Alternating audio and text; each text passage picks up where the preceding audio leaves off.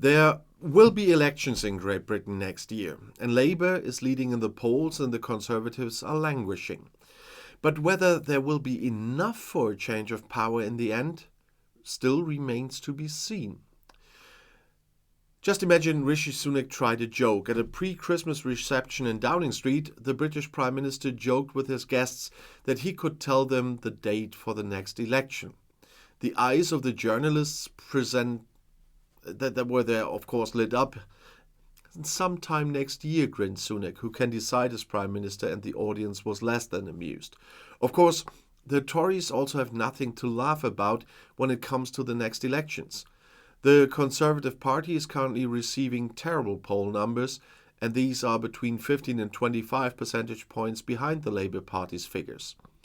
One reason for this is obvious. The Conservatives have been in power for almost 14 years, and many are tired of them. But there are other substantive reasons. For example, Brexit, initiated by the Conservatives, and its consequences. And then there was the Partygate scandal during Corona, when then Prime Minister Boris Johnson at least didn't intervene when government employees didn't follow the rules, and later lied to Parliament. A crushing loss in the next elections, it seems, cannot be avoided. But is this really the truth? Is Labour victory certain, or can something still go wrong? One can now speculate about what the party could stumble over, but it makes more sense to be clear about the mountain that Labour must symbolically climb to achieve an absolute majority in the House of Commons. Election researchers point out that this would require a change in voting behavior never seen since 1945. Yes, even Tony Blair's furious victory in 1997, when he pushed the Conservatives from power, would still have to be surpassed in terms of his dynamism. An important prerequisite for such electoral success across Britain would be the renaissance of the Labour Party in Scotland. The former Workers' Party still has 2 mandates there. The Scottish National Party, the SNP, now dominates, which, as the name suggests, focuses on the country's national identity. And of course, the SNP is weakening because of a scandal that came to light in February. Labour benefited from this. If the trend seen in polls continues, Labour can hope to win up to 40 seats in Scotland next year.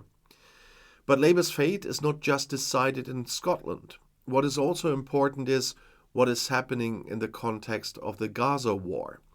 The position of Labour leader Keir Starmer, who has long refused to call for a ceasefire between Israel and the Palestinians, has caused great discontent among many party members. And Starmer's demonstrative solidarity with Israel is not well received by many party activists who are generally further to the left. But Starmer's positioning on the Middle East conflict has also sparked strong opposition from Muslims. That's a key group in the electorate. Many Labour politicians are now worried about their support, and the race between the Conservatives and Labour for power in the United Kingdom, well, one thing is certain. It's anything but over. And Jeremy Hunt from the other side has now announced a spring budget will be set out on March 6th in what could be his last chance to introduce major tax and spending changes before the next general election, and that's why I put this in this video.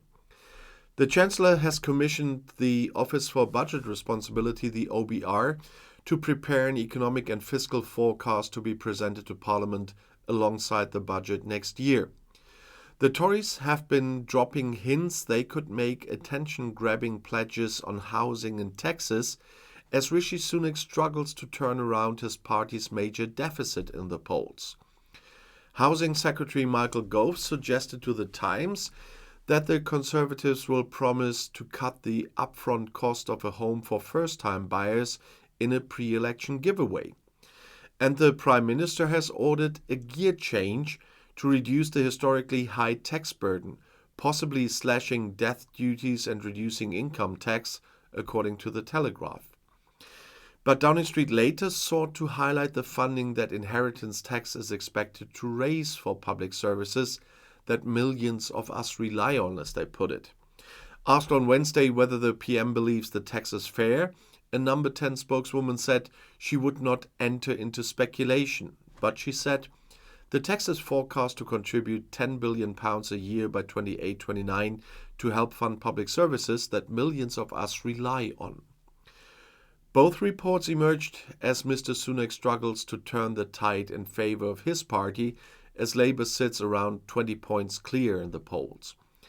The Times said that ministers are considering government support for longer fixed-term mortgages to reduce the size of deposits for first-time buyers. A resurrected Help to Buy scheme was also said to be on the table for the spring budget or in the Conservative election manifesto. Asked by the Times whether the Conservatives would be able to go into next year's expected election promising more help for first-time buyers, Mr. Gove said, "Oh yes, we must, definitely." Meanwhile, the Telegraph said senior figures in Number 10 were considering a handful of major tax cuts as Mr. Sunak comes under continued pressure from Tory MPs. And Downing Street said on Wednesday that it remains committed to creating more housing and getting more people onto the property ladder, and cited previously announced mortgage relief measures.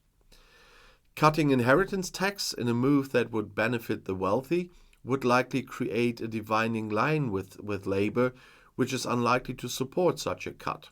However, some Conservatives have expressed opposition to the measure because most people suffer the burden of elevated costs after a sustained period of high inflation.